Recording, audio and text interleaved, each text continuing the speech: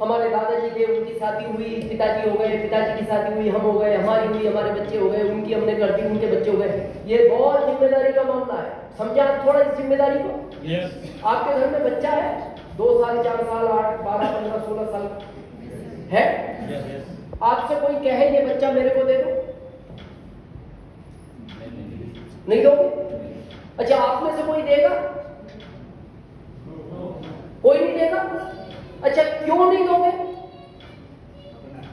नहीं, इसमें कोई डाउट नहीं, आप क्यों कंफ्यूज हो रहे हैं? वो आपका ही है, आप टेंशन मत लो। दोगे क्यों नहीं?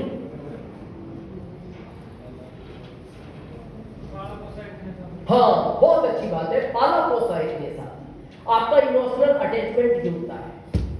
ये प्रश्न में ज्यादातर पूछता नहीं, आज पूछ लिया, मेरे को याद आ गई बात, तो कई बार पूछ लेता हूं। कोई मेरे को कहता है सामने वाले को मैं जानता नहीं, कैसे दे दूं? ये भी एक अच्छा जवाब है। कोई कहता है सामने वाला मेरे जैसी परवरिश करेगा, ये क्या गारंटी है? ये भी अच्छा जवाब है। अब मैं आखिरी सवाल पूछता हूं, जिस लड़की से आपने शादी की है उसको भी तो किसी ने 20 साल पाला था, उसके पिता भी तो 20 साल कह सकते थे मेरा इमोशनल अटैचमेंट है, इससे कैसे दे दूं मैं? वो ये भी तो कह सकते, गारंटी क्या है तुम मेरे जैसा पालन पोषण करोगे इसका? पता है क्यों नहीं है? उनको विश्वास था ये मेरे से अच्छा पालन पोषेगा। तो पहला फर्ज क्या बनता है? पत्नी की आंख में कभी भी पति की वजह से आंसू नहीं आना चाहिए। उसको घर चाहिए, बनाकर दो, आपकी जिम्मेदारी है। उसको बंगला चाहिए, बनाओ आप। उसको कार चाहिए, आप बनाओ। उसको गहने चाहिए, आप बनाओ। उसको कपड़े चाहिए, आप दिलवाओ। आप ये नहीं कह सकते मैं कमाता ही 50,000 में क्या करूं, क्या करूं, शादी क्यों करूं? ये तो आपके हाथ में थी बात, मना कर देते मैं इसका पालन पोषण नहीं कर सकता। अगर आप 4 बच्चे पाल सकते हैं, आपको इस दुनिया में 4 लाने थे, 2 पाल सकते 2 लाने थे, नहीं पाल सकते नहीं लाना था। ये नहीं कह सकते महंगाई बहुत है, इनकी फीस कौन भरेगा? अरे फीस नहीं भरेगा तो घर में इनको क्यों भरा? ये क्या आसमान से टपक है? सैनिक जी मेरे से रास्ते में पूछ रहे थे आपके परिवार में, मैंने कहा एक ही बेटा, बोले बेटी, मैंने कहा, बोले एक ही क्यों? मैंने कहा जॉब के हिसाब से, मैं जॉब में था, मेरे को ये भी पता था भविष्य में राशि मिलेगा। मेरे को ये था 2075 का जॉब है, मैं इसको पालूं, वही बहुत बड़ी बात है। अगर हाँ ये पता होता भविष्य में आरसीबी मिलेगा, फिर एक नहीं होता, फिर तो क्रिकेट की टीम घर जाती, फिर भी कोई एक होता, फिर तो ये पालता ना, बेटर तो पालने का। तो सेकंड जिम्मेदारी बच्चों की, और आखिरी जिम्मेदारी माता पिता की, जो आपको इस दुनिया में लेकर आए। बहुत लोग मैं सुनता हूं पंजाब हरियाणा के विदेश रहते हैं, अच्छी बात नहीं है, मैं इसका लॉजिक बताता हूं। पहले टाइम पे कितनी उम्र में शादी होती थी? 15, 16 साल में, 14, 15, 13। इसके पीछे बहुत बड़ा लॉजिक था। इसलिए करते थे कि ये अभी जवान है, शरीर में ताकत है, जल्दी शादी हो जाएगी, इसके बच्चे जल्दी हो जाएंगे। तो जब तक ये 50 साल का होगा, 40 साल का, इतने ये बच्चों को पाल देगा। जब इसका शरीर काम नहीं करेगा, बच्चे इसको पाल। इसलिए कम एज में शादियां होती थी। आजकल तो फैशन बन गई, 30 साल, 35, 40, अभी मेट्रो सिटी में 50 में कर रहे हैं। अब 50 में शादी हुई, 52 में बच्चा हो। अब वो जब बच्चा 5 साल का हुआ, ये 57 का हो गया। अब दोनों टेंशन में रहते हैं। बच्चा सोचता है इसको कौन पालेगा, वो सोचता है इसको कौन पालेगा,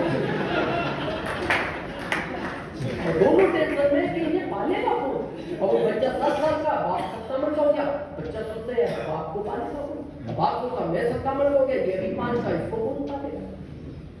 तो क्यों करते थे कम एज में शादी? ताकि जब माँ बाप 50 साल के हो जाए तो बच्चा उनको पाले, और जब बच्चे का पालने का टाइम आया, ये विदेश भाग गया।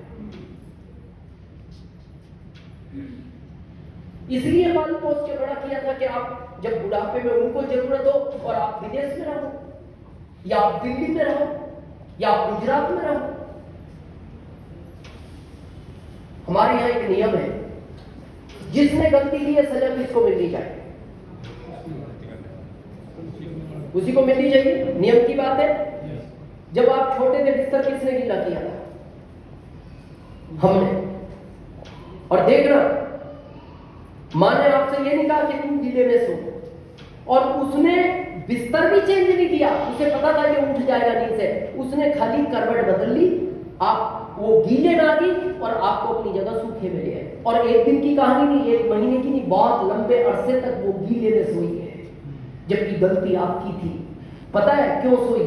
उसको पता था आज जो इसके लिए मैं दुख उठा रही हूं, जब ये 35-40 साल का होगा, जितने दुख मैंने इसके लिए उठाए उससे ज्यादा सुख ये मेरे को देगा। और जब सुख देने का टाइम आया, ये विदेश भाग गया। किसी चीज के लिए आरसीएम करो ना करो, मेरा एक आपसे निवेदन है, स्टेज के लिए ना करो, सम्मान के लिए ना करो, पीरों के लिए ना करो, लेकिन आरसीएम इसलिए जरूर करना ताकि बुढ़ापे में माता पिता के साथ रहो आप, इसलिए जरूर करना।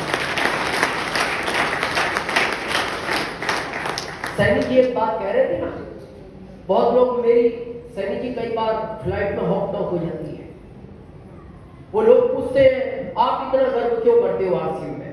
मैं उसका लॉजिक बताता हूं, जो सैनी जी की बात को मैं दोहरा रहा हूं। आप बहुत अच्छे प्रोफेशन में हैं, भगवान करे अगर 5 लाख इनकम है आपकी 10 लाख हो जाए, लेकिन मैंने शुरू में एक बात बोली थी, जिस दिन वो आपके आने की तारीख लिखता है उसी दिन वो आपके जाने की लिखता है। यहां सब यात्राएं निकलती हैं, निकलते हैं, ज्यादातर सब यात्राएं ऐसी निकलती हैं जिसके पीछे लोग रोते हैं। 99 1% ऐसी भी निकलती होगी जिसके आगे बैंड बाजा बजता है। 1%। दोनों सब यात्राएं हैं।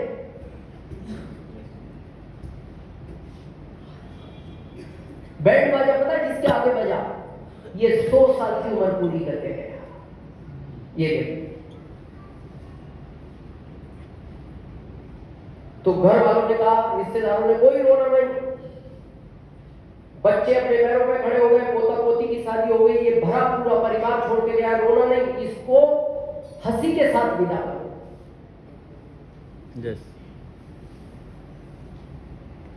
जहां बेटा बाद में पिता को कंधा देता है 100 साल की उम्र के बाद, वहां खुशी का माहौल है, लेकिन भारत में 90% पिता बेटे को कंधा देते हैं। ये दुख का विषय है।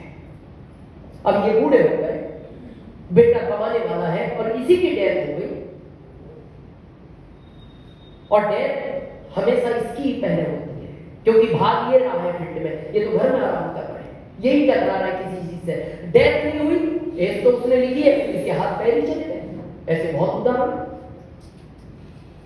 मैं आपसे प्रश्न पूछता हूं, मान लो इसकी इनकम 5 लाख है या 2 लाख है और ये आईएएस ऑफिसर है गवर्नमेंट का, कोई भी घटना घटी, क्या इसकी पत्नी को आईएएस बनाया जाएगा? नो। चलो नहीं बनाया जाएगा, पत्नी अनपढ़ थी, क्या ये 2 लाख इसको आएगा?